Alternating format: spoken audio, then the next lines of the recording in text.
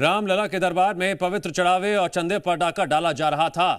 आशा के नाम पर लूट का ऐसा खेल जिसकी कल्पना भी किसी ने नहीं की होगी। लेकिन पापी चाहे कितना भी शातिर हो, भगवान के घर में देर है अंधेर नहीं है। इस महापाप का खुलासा किसी गवाही से नहीं बल्कि सीसीटीवी फुटेज से हुआ। चंदा चोरी मामले में ट्रस्ट के महासचिव चंपत राय और अनिल मिश्रा ने तो इस्तीफा भी दे दिया है। इसके अलावा 8 लोगों को गिरफ्तार कर कोर्ट में पेश किया गया, जहां से उन्हें जेल भेज दिया गया।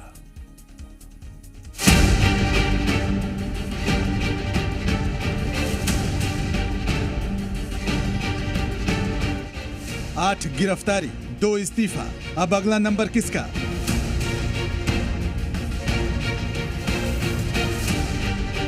अयोध्या में अग्नि परीक्षा, योगी बोले कोई नहीं बचेगा। सनातन आस्था के साथ जो भी खिलवाड़ करेगा उसका भुक्तभोगी होगा। किसी को छूट नहीं दी जा सकती। योगी ने कहा था दूध का दूध पानी का पानी होगा।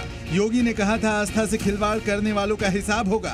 उनकी पूरी सच्चाई सामने आएगी और जो योगी ने कहा था एक एक बात अक्षरशः जमीन पर उतरती दिख रही है। मुख्यमंत्री योगी की सख्ती के बाद चंदा चोरी के मामले में घटना के 18 दिन बाद एफआईआर दर्ज हुई। इस एफआईआर में ट्रस्ट के महासचिव चंपत राय के पूर्व ड्राइवर समेत 8 लोगों को आरोपी बनाया गया और उन्हें गिरफ्तार भी किया गया। और फिर राम मंदिर ट्रस्ट के महासचिव पद से चंपत राय, सदस्य के पद से डॉक्टर अनिल मिश्रा ने इस्तीफा दे दिया। कल ट्रस्ट के आदमी ने एफआईआर की है, आज इस्तीफा हो गया। इस्तीफा हुआ क्योंकि इन्वेस्टिगेशन एफआईआर के बाद शुरू होता है। इन्वेस्टिगेशन कल हुआ है, आज इन्वेस्टिगेशन शुरू हो रहा है। उन्होंने इस्तीफा दे दिया। और देखिए एक बात और सुनिए, ये वो गवर्नमेंट नहीं है जहाँ की दोषी बच जाते थे। ये योगी बाबा है, मोदी जी हैं। इनके जमाने में मुझे पूरा विश्वास है कि कोई दोषी बचेगा नहीं। निष्पक्ष जांच होगी, एफआईआर दर्ज हो गई है और कानून के तहत कड़ी कार्रवाई हो, ये सरकार इसने निर्देश दिया। अब जरा ये समझ लीजिए कि आखिर जिन 8 चंदा चोरों को गिरफ्तार किया गया है उनकी क्या जिम्मेदारी थी और उन पर आरोप क्या क्या हैं। रमाशंकर यादव उर्फ टिन्नू यादव दान पात्रों की देखरेखी की जिम्मेदारी संभालता था। आरोप है कि उसने दान पात्रों से करोड़ों रुपए का गबन किया। अनुकल्प मिश्र कैश काउंटिंग का काम करता था।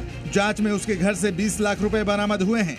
लवकुश मिश्र नकदी गिनने वाले टीम का सदस्य था। उसके घर से 10 लाख रुपए बरामद होने के आरोप हैं। Subhash Chandra Srivastava cash counting staff का प्रभारी था। उस पर निगरानी में लापरवाही बरतने और चंदा चोरी की साजिश में शामिल होने का आरोप है।